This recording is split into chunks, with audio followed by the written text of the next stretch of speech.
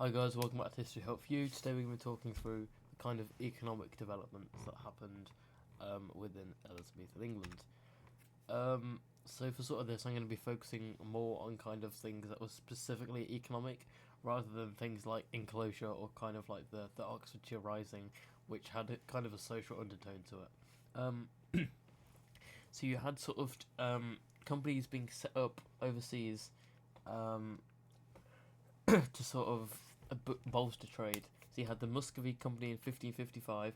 Obviously, this wasn't set up under Elizabeth, but under Mary herself, but kind of used a lot more frequently under Elizabeth. Kind of upgraded, I guess you could say. You also had the Levant Company in 1581, using it for silks and spices, and then also probably everyone's the most famous one, that being the East India Company, gets its notoriety. I think that's the word. Thanks to Pirates of the Caribbean. You'll have to see it. And yeah, this sort of challenged the Portuguese monopoly within the East Indies. So yeah, I mean, just kind of investing in these companies hadn't really been done before. And also the voyages to actually get them set up the companies kind of had quite a bit of risk to them because they were costly and perilous. You know, if you're taking a bunch of stuff abroad to your company to sell it off, and then your ship sinks or something terrible happens, I don't know, everyone gets swarmed by pirates, I don't know, then it's not going to be very great.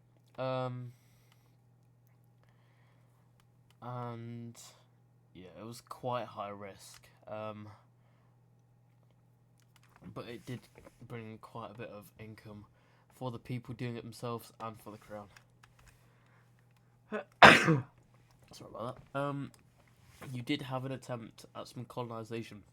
So Walter Raleigh sort of tried pushing into North America, specifically looking at the United States, and named the area Virginia, despite not actually having any land in it. So because he named the place, but then tried setting up a colony in Roanoke, and it failed. But the name Virginia stuck, which was a bit strange.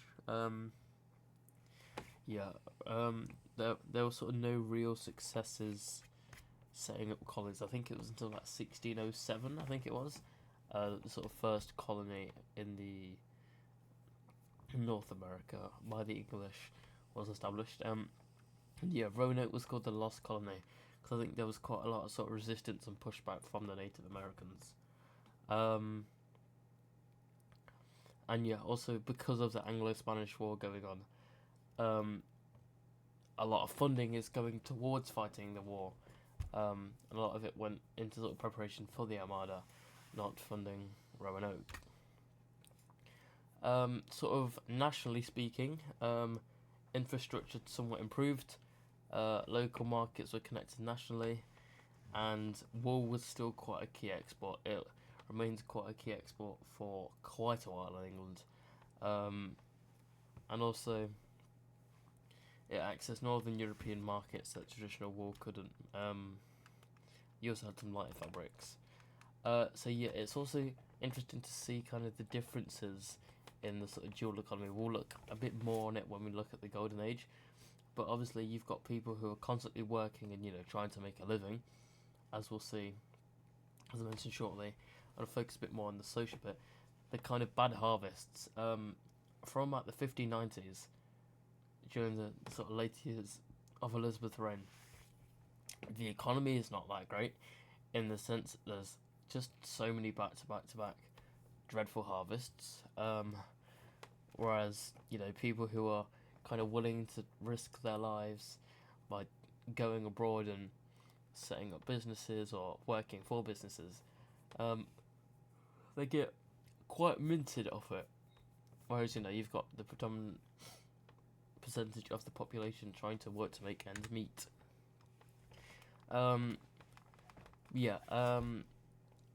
England consistently exported more than it imported in wool cloth. generally speaking, the crown revenues kind of were tripled, um, and debasement of the coinage was halted. So I'm not sure if I've explained it, but debasement of the coinage is pretty much where they take the sort of the valuable metal out of the coin and put in a cheaper one. So the coin price lowers, and the good metal, they're just taking that out and then getting some money off of that. I think it was usually silver. But yeah, you also did have quite a lot of issues with inflation. Real wages were going down. So predict real wages. Say 1 year you can buy 2 loaves of bread for £1, and the next year you can buy 1 loaf of bread for £1.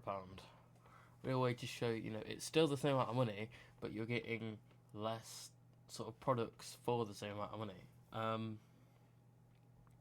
You also had enclosure. People just don't like enclosure. And I think that's actually kind of one of the main things for the Oxfordshire Rising in 1596. It's quite a sort of minor thing, but it does still happen. And yeah, there's quite a lot of poor harvest in the 1590s, which kind of ruins, I guess you could say, an attempt to like a real sort of true golden age. But yeah, obviously you had some companies being established abroad. But yeah, the only real people that are profiting from this are your merchants going out and sorting out that trading, and the crown itself, by taxing and funding these things and getting money back. Your regular people just really aren't.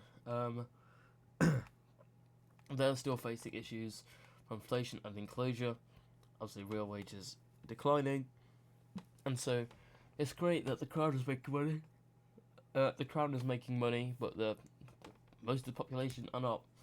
And yeah, that just kind of sums up really. The economy kind of dips in the 1590s towards the end of the reign. But yeah, there's not kind of much that happens within Elizabeth, to be fair. And obviously, you have to acknowledge that you have a lot of sort of foreign affairs going on that are impacting the economy. Obviously, the war with Spain, the whole sort of preparation for the Armada, and yeah.